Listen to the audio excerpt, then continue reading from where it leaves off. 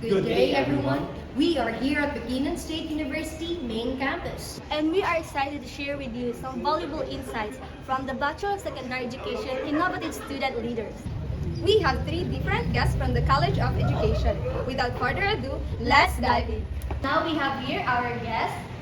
Tell me about your experience as a student leader and your understanding of innovative leadership. So, you first. Sir.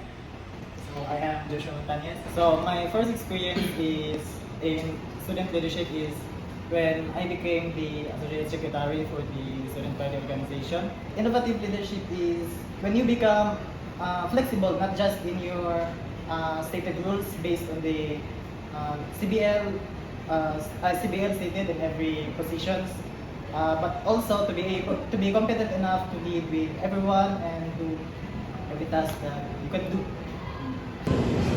Yes, sir. Thank you, sir. How about you, sir? By the way, I am John Luis Cabucos. My background is I'm the current president of the Social Studies Society and also an SK member and the president of our association. For me, innovative leadership is not just all about thinking what is change or thinking outside the box. It is also about crafting what is inside the box or making change or making collaboration on what kanang unsay naa sa mga karon, just make a transformation. Ano ba? So, I'm Gemma Judel A. Manghelio, 22.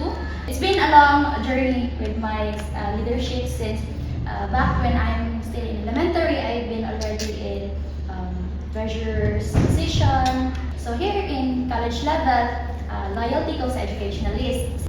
Over that time, na-adjust improvement, na-innovation of na-ay risk-taking. So that's how I describe innovative leadership. Na-adjust siya innovation, which is, ang innovation itself is from old one to new one, from being in a comfort zone to new experiences. And my second question is, how does your approach to leadership differ from traditional methods, and how do you foster innovation within your field?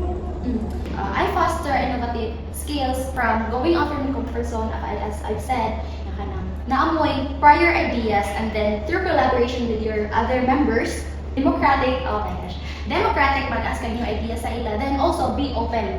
About being collaborative and being open in different strategies. So, now our next question, sir, is can you describe how you balance innovation with practical needs of your organization or projects, and share an example of a successful innovative outcome? So, you first, sir. Since ang activities karon sa organization is not wala dyan ka ng financial nga may panghatag sa gikan sa university. So that's why kung sa'yo nasa mga karon ng mga butang, dapat amo siya ipang-craft into dapat kung sa'yo nasa mga karon, dapat mura to gamiton. So dito din siya mo insert din ang pag-innovative in which ka na dili kayo may sa ang kanang butang na to, ang kanang baso para na siya pang-inom, but pwede siya gamiton sa lahi. Ano lang? Next is, what has been the biggest challenge in implementing innovative ideas, and how do you measure the success of your initiatives? So for me, the biggest challenges is resistance to change. Nahanag ta katong sa una ng mga ways, sa una ng mga method. Then, yan mo insert ang as a leader, kung saan mo pag-handle ang inyong members na dapat ang ilang mindset is dili ito stagnan sa una ng method. For me, is the greatest challenge yun is it is the stagnation, and especially in the part where there are lacking manpowers na yun in every semesters na some are even not you cannot contact them na because the finance and they have some priorities na. So what usually happens na nag-direct is the adaptation again. Our last question is, how do you see the role of innovation in leadership evolving in the future? And what advice would you give to emerging student leaders? Innovation is not just practical na karon. Mag-lead na dyan siya. Ang advice is, as a leader, we know that we have uncertainties, especially sa ato ang pag-lead process. Have a fixed goal, yet an adaptable approach. So, fix imong goal, pero kung ang kinaunsa, within the process, we know there are things na inevitable. So, once di mo maliw, then let's be adaptable.